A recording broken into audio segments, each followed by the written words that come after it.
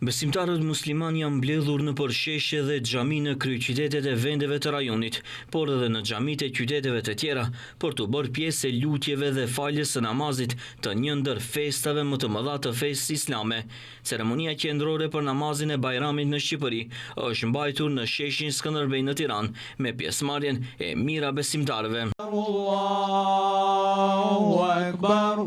Allahu Akbar. Alhamdulillahi Rabbil Alamin, Ar-Rahmanir Rahim. Pjesë e ceremonisë qendrore në Tiranë ishte edhe leximi i Kuranit, ligjërat dhe hutbeja.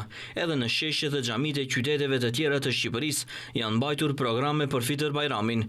Manifestimi qendror i Bashkisë Islame të Kosovës është mbajtur në xhaminë e madhe Sultan Mehmet Fati në Prishtinë. Hutben e festës e mbajti muftiu i Kosovës Naim Tërnava, i cili foli për rëndësinë e familjes si bazë e shoqërisë. Tërnava tha se Islami urdhëron për ruajtjen e lidhjeve familjare dhe farefisnore dhe në Islam është obligim sjellja e mirë me nënën dhe babain. I të edukuar, fshiruar kur unë isha i vogël.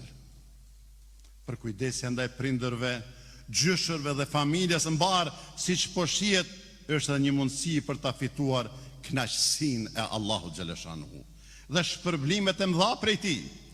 A thua se mund të gjendet ndonjë thënie e parafort me thënien e Muhammed Mustafas, se xheneti është nën këmbët e nënës. Tutje muftiu Tërnava tha se Islami është kundër modeleve të familjes që dalin nga struktura tradicionale dhe parimeve të burrit dhe gruas. Muhamedi a.s. shumë herë na porositi për përkujdesje, ndihmë dhe mirësjellje ndaj familjes dhe prindërve. Ai me një rast tha: më i miri për ju është ai që është më i miri ndaj familjes së tij, dhe unë jam më i miri ndaj familjes ime.